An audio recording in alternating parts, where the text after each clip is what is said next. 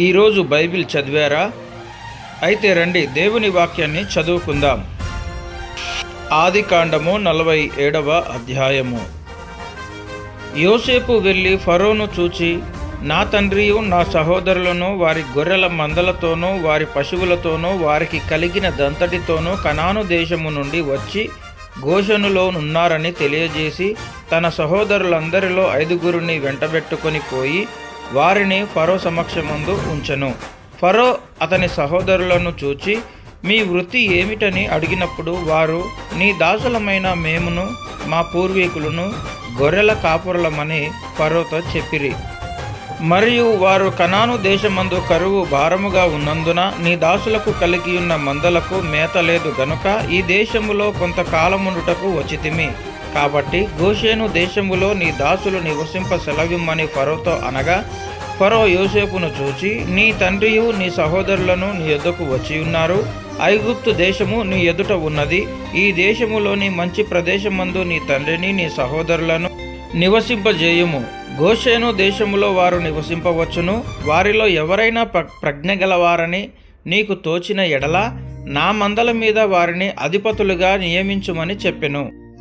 మరియు యోసేపు తన తండ్రి అయిన యాకోబును లోపలికి తీసుకొని వచ్చి ఫరో సమక్షమందు అతని నుంచగా యాకోబు ఫరోను దీవించెను. ఫరో, నీవు జీవించిన సంవత్సరములెన్ని అని యాకోబు అడిగినప్పుడు యాకోబు, నేను యాత్ర చేసిన సంవత్సరములు 130. నేను జీవించిన సంవత్సరములు కొంచెముగాను దుఃఖ సహితమైనవిగా ఉన్నవి. అవి నా పితరులు యాత్ర చేసిన దినములలో వారు జీవించిన సంవత్సరములన్నీ కాలేదని ఫరోతో చెప్పి ఫరోను దీవించి ఫరో ఎదుట నుండి వెళ్ళిపోయెను. ఫరో ఆజ్ఞాపించినట్లు యోసేపు తన తండ్రిని తన సహోదరులను ఐగుప్తు దేశములో నివసింపజేసి ఆ దేశములో రామేసేసను మంచి ప్రదేశములో వారికి స్వాస్థ్యము నిచ్చెను.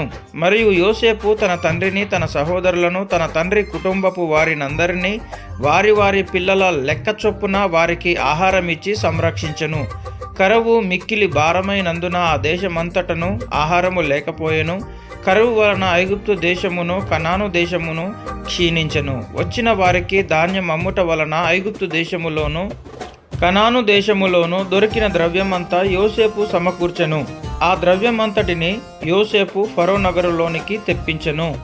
ఐగుప్తు దేశమందును కనాను దేశమందును ద్రవ్యము వ్యయమైన తరువాత ఐగుప్తీయులందరూ యోసేపు నొద్దకు వచ్చి, మాకు ఆహారము ఇప్పించుము, నీ సముఖమందు మేమేలా చావవలెను, ద్రవ్యము వ్యయమైనది గదా అనిరి. అందుకు యోసేపు, మీ పశువులను ఇయ్యుడి, ద్రవ్యము వ్యయమైపోయిన ఎడల మీ పశువులకు ప్రతిగా నేను మీకు ధాన్యమిచ్చేదనని చెప్పెను.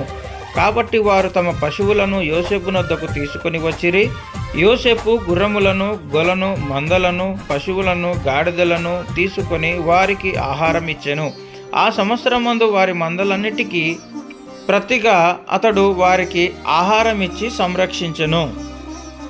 ఆ సంవత్సరము గతించిన తరువాత 2వ సంవత్సరమున వారు అతని యుద్ధకు వచ్చి, ఇది మా ఏలిన వారికి మరుగు చేయుము, ద్రవ్యము వ్యయమైపోయెను, పశువుల మందలను ఏలిన వారి వశమాయను. ఇప్పుడు మా దేహములను మా పొలములను తప్ప మరి ఏమియు ఏలిన వారి సముఖమున మిగిలిన ఇండలేదు.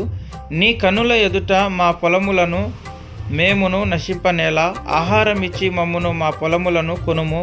మా పొలములతో మేము ఫరోకు దాసులమగుదుము. మేము చావక బ్రతుకున్నట్లును పొలములు పాడైపోకుండునట్లును మాకు విత్తనము లిమ్మని అడిగిరి. అట్లు యోసేపు ఐగుప్తు భూములన్నిటినీ ఫరో కొరకు కొనెను. కరువు వారికి భారమైనందున ఐగుప్తీయులందరూ తమ తమ పొలములను అమ్మివేసిరి గనుక భూమి ఫరోది ఆయెను. అతడు ఐగుప్తు పొలిమేరల యొక్క ఈ చివర నుండి ఆ చివర వరకును జనులను ఊళ్ళలోనికి రప్పించెను. యాజకుల భూమి మాత్రమే అతడు కొనలేదు. యాజకులకు ఫరో బెత్తములు నియమించెను. ఫరో ఇచ్చిన బత్తెముల వలన వారికి భోజనము జరిగెను గనుక వారు తమ భూములను అమ్మలేదు. యోసేపు, ఇదిగో నేడు మిమ్మును మీ భూములను ఫరో కొరకు కొని ఉన్నాను. ఇదిగో మీకు విత్తనములు పొలములలో విత్తుడి. పంటలో 5వ భాగము మీరు ఫరోకు ఇయ్యవలెను. 4 భాగములు పొలములలో విత్తుటకును మీకును మీ కుటుంబపు వారికిని ఆహారమునకును మీ పిల్లలకు ఆహారమునకును మీవై ఉండునని ప్రజలతో చెప్పగా, వారు నీవు మమ్ము బ్రతికించితివి, ఏలిన వారి కటాక్షము మా మీద నుండనిమ్ము, ఫరోకు దాసులమగుదుమని చెప్పిరి. అప్పుడు 5వ భాగము ఫరోదని నేటి వరకు యోసేపు ఐగుప్తు భూములను గూర్చి కట్టడ నియమించెను. యాజకుల భూములు మాత్రమే వినాయింపబడెను, అవి ఫరోవి కావు. ఇశ్రాయేలీయులు ఐగుప్తు దేశమందలి గోషెను ప్రదేశములో నివసించిరి. అందులో వారు ఆస్తి సంపాదించుకొని సంతానాభివృద్ధి పొంది మిగుల విస్తరించిరి. యాకోబు ఐగుప్తు దేశములో 17 సంవత్సరములు బ్రతికెను. యాకోబు దినములు అనగా అతడు జీవించిన సంవత్సరములు 147. ఇశ్రాయేలు చావవలసిన దినములు సమీపించినప్పుడు అతడు తన కుమారుడైన యోసేపును పిలిపించి, నా ఎడల నీకు కటాక్షమున్న ఎడల దయచేసి నీ చెయ్యి నా తొడ క్రింద ఉంచి నా ఎడల దయను నమ్మకమును కనుపరచుము. ఎట్లనగా, నన్ను ఐగుప్తులో పాతిపెట్టకుము, నా పితరులతో కూడా నేను పండుకొనున్నట్లు ఐగుప్తులో నుండి నన్ను తీసుకొని పోయి వారి సమాధిలో నన్ను పాతిపెట్టుమని అతనితో చెప్పెను. అందుకతడు, నేను నీ మాట చొప్పున చేసేదనెను. మరియు అతడు నాతో ప్రమాణము చేయుమన్నప్పుడు యోసేపు అతనితో ప్రమాణము చేసెను. అప్పుడు ఇశ్రాయేలు తన మంచపు తలాపి మీద వంగి దేవునికి నమస్కారము చేసెను.